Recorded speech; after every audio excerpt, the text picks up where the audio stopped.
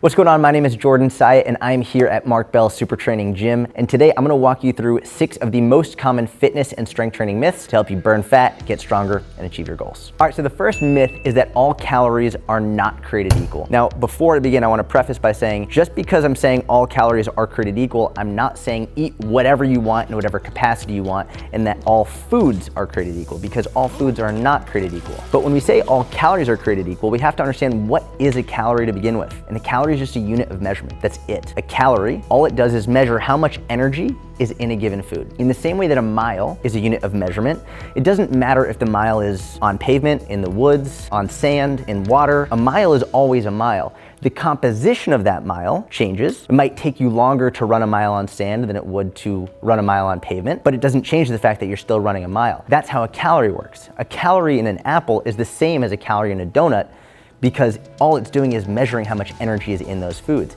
That doesn't mean the nutrients are equivalent, because they're not. The nutrient composition, the proteins, the carbs, the fats, the micronutrients, those are all vastly different and vastly affect your health, which is why I would never say an apple and a donut are equal. But I would say that the energy within them, the 1 calorie in an apple and a 1 calorie in a donut, those are equal, and that is why all calories are created equal. All right, so the second myth is that eating too little will somehow make you fat. And many people call this starvation mode. This idea that if you're not eating enough calories, your body will actually fight back and store everything. Now, we could go into a lot of deep-rooted science on this, but for me, the most basic way to explain this is, have you ever seen anybody get fat from eating too little? And the answer is always no. If this was the case, we could look at prisoners of war. We could look at people who have serious disordered eating habits like anorexia. We don't see any of them gaining weight from eating too little. And it's important to discuss this because a lot of people actually believe that if they eat too little, they'll gain body fat, and it's just not true. Related to this, a lot of people will say that cortisol, stress, is gonna make you gain body fat. If that was inherently the case, again, if we saw prisoners of war who are eating next to nothing and in arguably the most high stress situations possible, we'd see a lot of very overweight prisoners of war, but we don't see that happening. Usually what's going on is when people are very highly stressed, they're also overeating to cope with that stress. And a lot of the people who say that they're not eating enough are actually either not tracking their calories properly and or binge eating when they're alone and not telling you about it because they're uncomfortable. So keep in mind, there is no such thing as starvation mode. Eating too little doesn't make you fat. The only thing that will make you fat is eating too many calories. Now, the third myth is that eating 6 small meals a day is going to stoke your metabolic fire. Now, this is based on very flawed research. And I actually want to preface by saying eating 6 small meals a day isn't bad. If that's what you want to do, by all means do it. If you want to eat 3 meals a day, 4 meals a day, 5 meals a day, 6 meals a day, whatever is more comfortable to you and allows you to hit your calories, that's what's most important. But the idea that eating small meals frequently throughout the day stokes your metabolic fire is actually incorrect. And it's based on research that what they saw was that every time you eat, your metabolism increased. And this is called the thermic effect of food.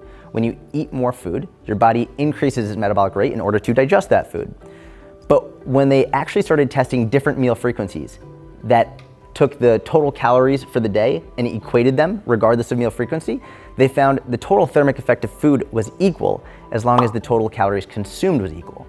So long story short, it doesn't matter if you eat 1 meal a day, like some people who do intermittent fasting, or 6 meals a day, or even 17 meals a day. I don't know why you do that, but if you do, it doesn't matter as long as your total calories are in check. So do whatever feels most comfortable for you. Now, this next myth, I get speechless when I try and talk about it. I don't understand how some people so adamantly try to convince you that fruit is going to make you fat. And a lot of times they'll say that fruit makes you fat because there's sugar and sugar makes you fat. And I always just ask, how many people do you know who got fat from eating fruit? And they're always like, they have nothing to say. The reality is this, let's just use common sense before we even go into the science. No one has ever packed on 50 pounds of weight and said, it was really those blueberries. All the blueberries packed on that plate. No one's ever done that. Again, it really all comes back down to calories. If you're eating too many calories, you're gonna gain weight. If you're eating too few calories, you'll lose weight. From there, you have a lot of leeway to choose the foods that are most enjoyable to you, that also most positively impact your health.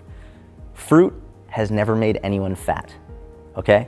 No one's ever gotten fat from eating too much fruit. So the next time someone tells you that don't eat the fruit because there's too much sugar, you can just nod your head and say, okay, Brenda, I'll talk to you later. Now, this next myth is very common in the strength and conditioning community, and a lot of people think that it's impossible physiologically to lose fat and get stronger at the same time.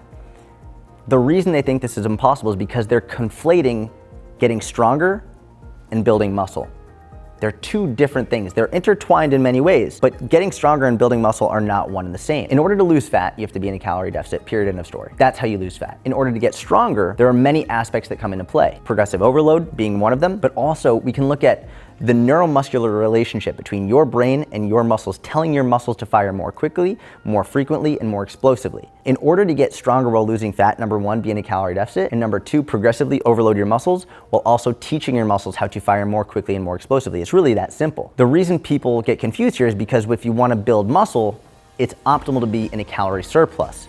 So when people are thinking, okay, I want to lose fat, you have to be in a calorie deficit, but to build muscle, it's optimal to be in a calorie surplus. That's where people get confused. And that's why you have to know building muscle and getting stronger are not one and the same. Getting stronger is being able to lift more weight. Building muscle is actually increasing the size of your muscle fibers. Now for the sixth and final myth of the day, this one actually is very intertwined with the last one, but a lot of people think that in order to get stronger, you have to get bigger. And this is one of the reasons why a lot of people, especially women, will shy away from strength training because they think as soon as they lift a weight, they're gonna look like Arnold, right? That's one of the more common things they say, well, I wanna get stronger, but I don't want to look like Arnold. And for me, one of the things I always say is like, you saying you don't want to lift weights because you don't want to look like Arnold is like saying you don't want to drive a car because you don't want to be Jeff Gordon. You're not going to all of a sudden look like Arnold from lifting a weight. That's not how it works. It takes an outrageous amount of time, an outrageous amount of effort, outrageously good genetics, and so many other factors. You can 100% get stronger without getting bigger.